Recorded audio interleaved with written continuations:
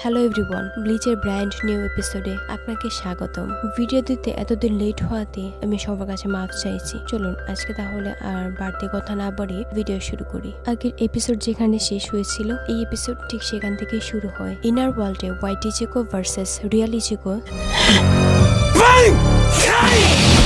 দুজনে বানকাই ইউজ করে, যার এফেক্টে রিয়েল ওয়ার্ল্ডে ইচিকোর বুকে হলদের মতো একটা হোল হয়ে যায়। তার মানে হলো ইচিকো আস্তে আস্তে হলো হয়ে যাচ্ছে। অন্যদিকে ইনার ওয়ার্ল্ডে ইচিকো তার বানকাই ফর্মে চলে এসেছে। শুধু ইচিকো না, আমাদের যে হলো ইচিকো আছে সেও তার বানকাই ফর্মে চলে এসেছে। মানে তাদের জানপাক্তর শেপ চেঞ্জ হয়েছে, আবার তাদের যে ইউনিফর্ম আছে সেটাও চেঞ্জ হয়েছে। তো ওদের মাঝে আবারও ফাইট শুরু হয়। রিয়েল ইচিকো হলো ইচিকোকে জিজ্ঞেস করে, তুমি কখন বানকাই শিখেছো? হলো ইচিকো বলে, আরে কখন আবার শিখবো, তুমি যখন শিখেছো আমিও ঠিক তখনই শিখেছি। এক পর্যায়ে ওদের দুজনের অ্যাটাক থেকে অনেক পাওয়ারফুল এনার্জি ফোর্স রিলিজ হয়। সবকিছু যখন শান্ত হয়ে যায় তখন ইচিকো চোখ মেরে তাকিয়ে দেখে সে এখন আর ইনার ওয়ার্ল্ডে নেই, সে এখন সোল সোসাইটিতে আছে। মানে কোথা থেকে কি হয়ে গেল সে এখনো বুঝতে পারছিল না। এরই মধ্যে কি হয়, কুচিকে বাইকোয়া তার সেনবন জাকুরা ইউজ করছে ইচিকোর উপর অ্যাটাক করতে। ভাই রে ভাই, বিপদের উপর বিপদ, কোত্থেকে কি হয়ে গেছে বেচারা বুঝতেই পারছে না। এতক্ষণ হলো ইচিকোর সাথে ফাইট করছে, এখন আবার সোল সোসাইটিতে,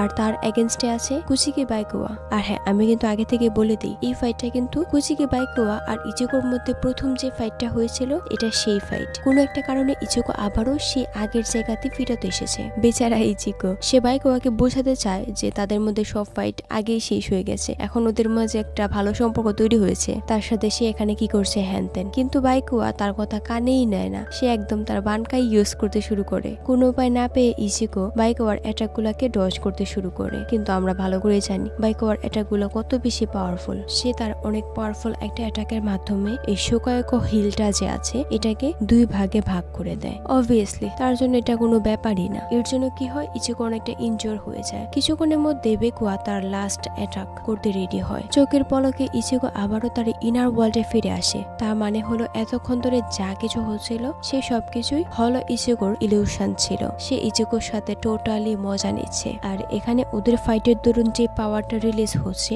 সেটা কিন্তু হোয়াইট আর ব্ল্যাক ছিল। যেমন ইচিকোর বানকাই ছিল ব্ল্যাক, হলো ইচিকোর বানকাই ছিল হোয়াইট। এই সবকিছু বুঝতে পেরে ইচিকো হলো ইচিকোকে বলে যে সেই সবকিছু কেন করছে। তারপর সে অনেক বেশি রাগ হয়ে তার একটা পাওয়ারফুল অ্যাটাক করে, কিন্তু হোয়াইট ইচিকো সেই অ্যাটাকটাকে দুই ভাগে স্ল্যাশ করে দেয়। এখানে কিন্তু ইচিকো তার বানকাইয়ের যে ফর্ম গেটসু গাতেনশো ইউজ করেছে, আর সেম জিনিসটা কিন্তু হোয়াইট ইচিকো ইচিকোর উপর অ্যাপ্লাই করে। কিন্তু ইচিকো হোয়াইট ইচিকোর মতো সেটাকে থামাতে পারে না, যার জন্য সেখানে অনেক বড় একটা ব্লাস্ট হয়। অন্যদিকে রিয়েল লাইফে ওরা ইচিকোর সাথে ফাইট করছিল। তো এই মেয়েটার সময় শেষ হলে এই ছেলেটা যায় ইচিকোর সাথে ফাইট করতে, আর তার নাম হচ্ছে কেনশি। সেও কিন্তু ভালোই পাওয়ারফুল একটা ক্যারেক্টার। এদিকে বাইরে থেকে শিনজি মনে মনে বলে, ইচিকো জলদি করো, তা না হলে আমাদেরকে তোমাকে মেরে ফেলতে হবে। সিন শিফট হয় ইনার ওয়ার্ল্ডে। আমরা দেখি হোয়াইট ইচিকোর বানকাইয়ের অ্যাটাকে ইচিকো অনেকটা ইনজুর হয়েছে। হোয়াইট ইচিকো বলে, তুমি কি এখন বুঝতে পেরেছো ইচিকো, তুমি আমার সামনে কিছুই না, আর তোমার আগে আমি সর্বপ্রথম বানকাই ইউজ করেছিলাম, ভালো করে মনে করে দেখো, আর তুমি শুধু আমাকে কপি করে যাচ্ছ। পরে হোয়াইট ইচিকো ইচিকোর কাছে গিয়ে তার জানপাক্ত ধরে বলে, ইচিকো এখনো সময় আছে, হার মেনে নাও। তার সাথে আমরা এটাও দেখতে পাই ইচিকোর যে জানপাক্ত আছে সেটা আস্তে আস্তে হোয়াইট হয়ে যাচ্ছে। তার সাথে হোয়াইট ইচিকো তার জানপাক্তকে পুরোপুরি ভেঙেও ফেলে। চোখের পলকে ইচিকো আবারও অন্য একটা জায়গায় গিয়ে পৌঁছায়, যেখানে আগে থেকেই ছিল বাউন্ডদের রাজা কারিয়া। সিন শিফট হয় রিয়েল ওয়ার্ল্ডে। এখানে শিনজি আর বাকি সবাই কিভাবে এই হলো ইচিকোর সাথে ফাইট করবে সেটা হলো, ওরা লোক আছে 8 জন। তো এই 8 জন 10 মিনিট করে মোট 80 মিনিট ইচিকোর সাথে ফাইট করবে। আর এই 80 মিনিটের মধ্যেই ইচিকোকে তার ইনার ওয়ার্ল্ডে হলো ইচিকোকে হারাতে হবে। এখানে হিউরি বলে, 80 মিনিট না, বলো 70 মিনিট, কারণ আমি ওর সাথে ফাইট করতে গিয়ে আমি ওকে মেরে ফেলবো। ওদের এইসব কথা শুনে হাঁচি প্রচন্ড ঘাবড়ে যায়, কারণ সে অলরেডি ভ্যারিয়ার বানাচ্ছে, তারপরও তাকে আবার ফাইটও করতে হবে। তার মধ্যে আবার সে ভালো করে বুঝতে পারছে যে না, এই ইচিকো অনেক বেশি পাওয়ারফুল। সে যদি যায় ফাইট করতে তাহলে অবভিয়াসলি তার অবস্থা খুবই খারাপ হবে। এদিকে লিসা মনে মনে বলে, আমি যা ভেবেছিলাম তার থেকে ও অনেক বেশি শক্তিশালী।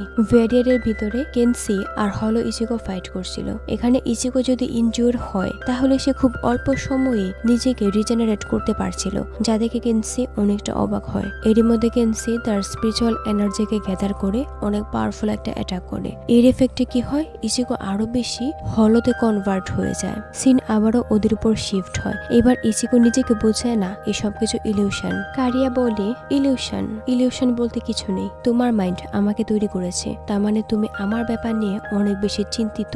তুমি যে কোনো ফাইটে জিতে যাওয়ার পর সে ফাইটটাকে নিয়ে বারবার চিন্তা করো। তার সাথে এটাও চিন্তা করো তুমি তোমার বন্ধুদেরকে রক্ষা করতে পারোনি। তুমি কি যুদ্ধের দিকে এগিয়ে যেতে ভয় পাও? এইসব শুনে ইচিকো বলে আমি তোমার মতো না। চোখের পলকে কারিয়া ইচিকোর হাত ধরে বলে তোমাকে দেখে অনেক বেশি আত্মবিশ্বাসী মনে হচ্ছে, কিন্তু তোমার জানপাক্ত কোথায়? তুমি কি ভাবছো তুমি তোমার হাত দিয়ে আমাকে হারাতে পারবে? এটা বলে সে ইচিকোকে দূরে ফেলে দেয়। কারিয়া বলে তুমি তোমার জানপাক্তকে হারিয়ে ফেলেছো, তুমি কি বুঝতে পারছো তুমি কতটা অসহায়? তারপর কারিয়া ইচিকোকে সেখানে নিয়ে আসে যেখানে একবার জাঙ্গেসু তাকে এনেছিল। কারিয়া বলে এখান থেকে তুমি তোমার জানপাক্তকে সিলেক্ট করে নাও। এই সময় ইচিকো ভালো করে বুঝতে পারছিল এখানে তার জানপাক্ত নেই। তারপর সে নিজের মধ্যে আত্মবিশ্বাস বাড়াতে শুরু করে। অন্যদিকে কারিয়া ইচিকোর উপর অ্যাটাক করে দেয়। অ্যাটাকটা যখন ইচিকোকে হিট করতেই যাবে তখনই ইচিকো তার যে ইনার পাওয়ার আছে সেটার মাধ্যমে তার জানপাক্তকে সেখানে নিয়ে আসে আর ওখানে বড় একটা স্ল্যাশ করে। কারিয়া বলে একটা জানপাক্ত পেয়ে নিজের মধ্যে অনেক বেশি আত্মবিশ্বাসী ফিল করছো তাই না? তোমার অবস্থা সত্যি খুবই করুণ। এমন মনে হচ্ছে তুমি তোমার জানপাক্ত ছাড়া কারোর সাথে ফাইট করতেই পারবে না।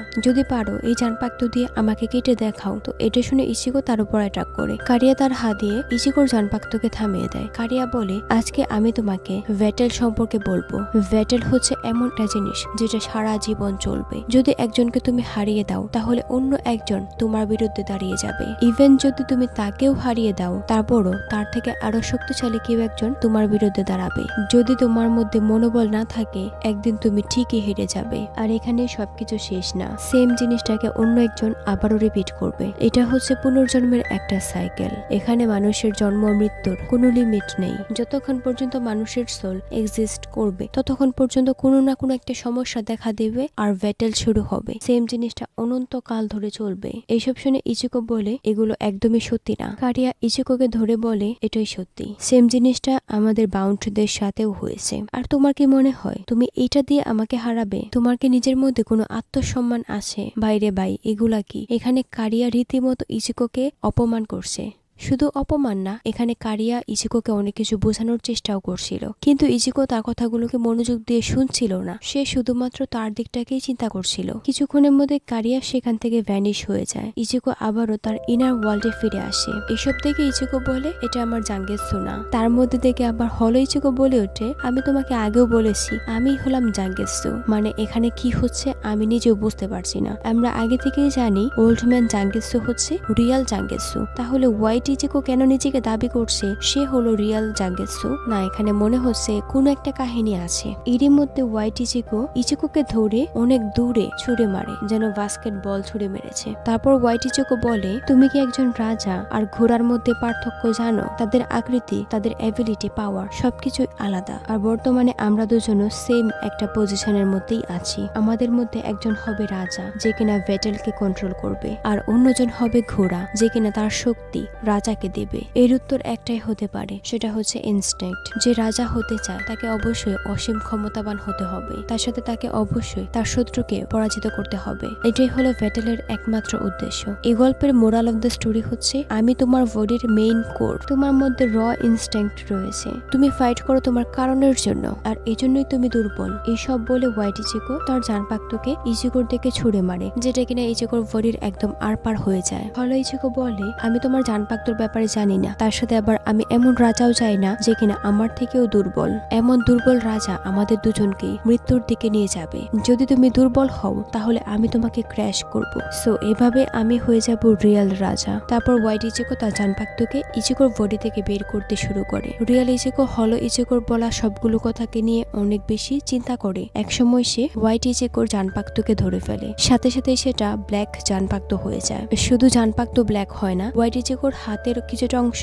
ব্ল্যাক হয়ে যায়। আমরা দেখি ইচিকোর চোখ আবারও সাদা হয়ে গেছে, মানে তার স্পেশাল অ্যাবিলিটি আবারও অ্যাক্টিভেট হয়ে গেছে। আর এখানে ব্লিচের 124 নম্বর এপিসোড শেষ হয়ে যায়। পরের এপিসোডে কি হলো সেগুলোর একটু ক্লিপ আমরা দেখে আসি।